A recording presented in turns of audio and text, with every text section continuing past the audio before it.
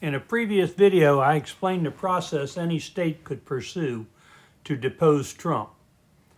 Upon signing the Constitution in 1787, every signatory state had, they cherished and enforced the right to ban convicted felons from holding public office.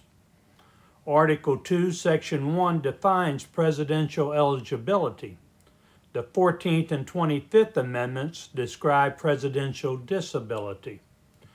Nowhere in the Constitution is the federal government granted the authority to deprive the individual states of their long-held and exercised right to disqualify a convicted felon from holding public office. Eligibility creates a checklist. Disability describes conditions that prevent holding office until the disability is removed. The power to determine eligibility is limited and specifically delegated to the federal government. So too is the power to determine disability. Disqualification bars both the eligible and the disabled from holding public office.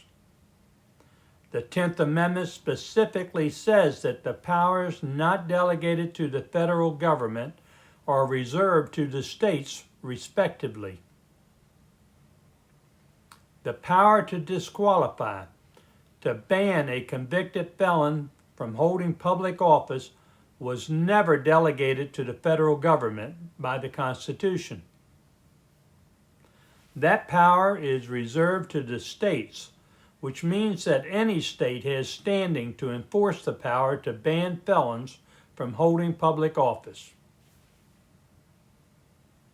Without the power to ban convicted felons, a person could assume the presidency, steal from the public treasury, wrongfully release fellow convicts, pervert the government, cause the murder of innocents, start illegal wars, and destroy our government.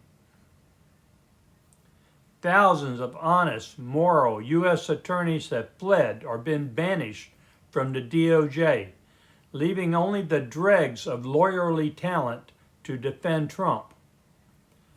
Why then don't our state governments defend their rights, end this corruption, save lives, and stop the biggest jailbreak in world history?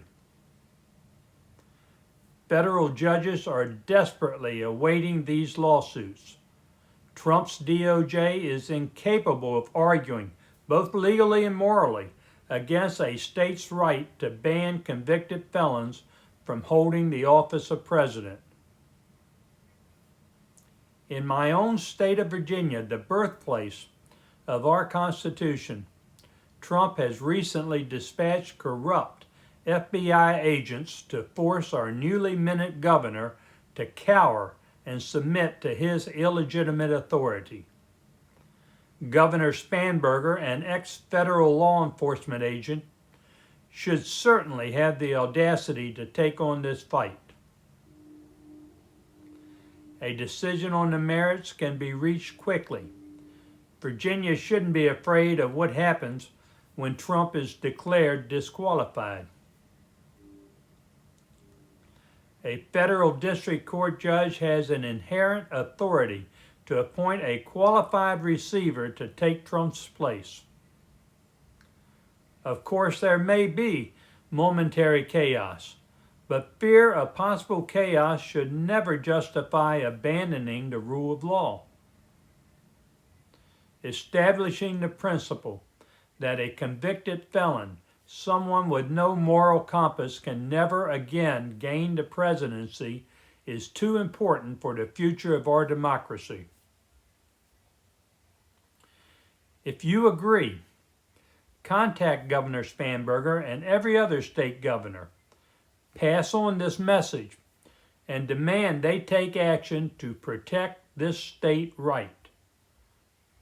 With Trump's poll numbers in the low 30s, the majority of Americans are praying for impeachment or invocation of the 25th Amendment.